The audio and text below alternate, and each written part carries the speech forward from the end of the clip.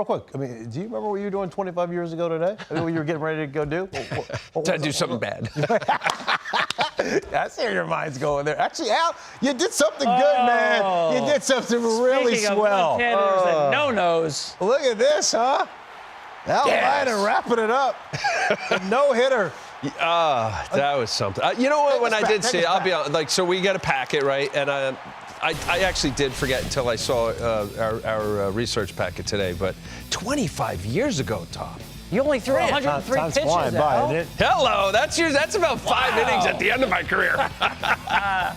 And by the way, I had the 2 walks, but I hit Ellis Burks.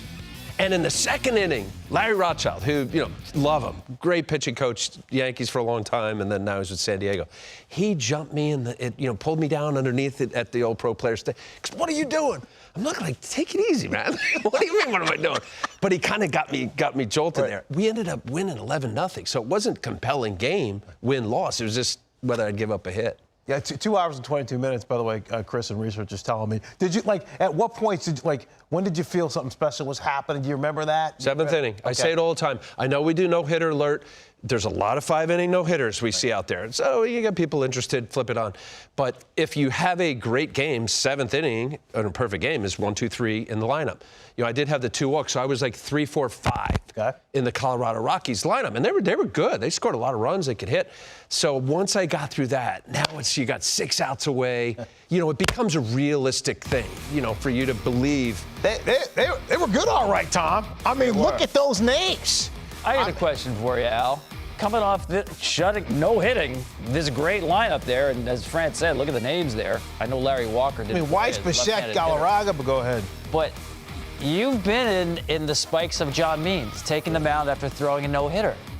So does that make the next start more pressurized, or is it more relaxing when you go to make your next start? So, you dream on a no-hitter, right? Like, you had the stuff, you want to throw a no-hitter, it'd be cool.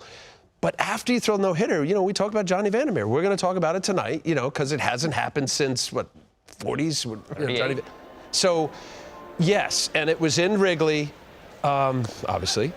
And I thought it was the first inning, but maybe, little Rhino Sandberg. Thank you, guys.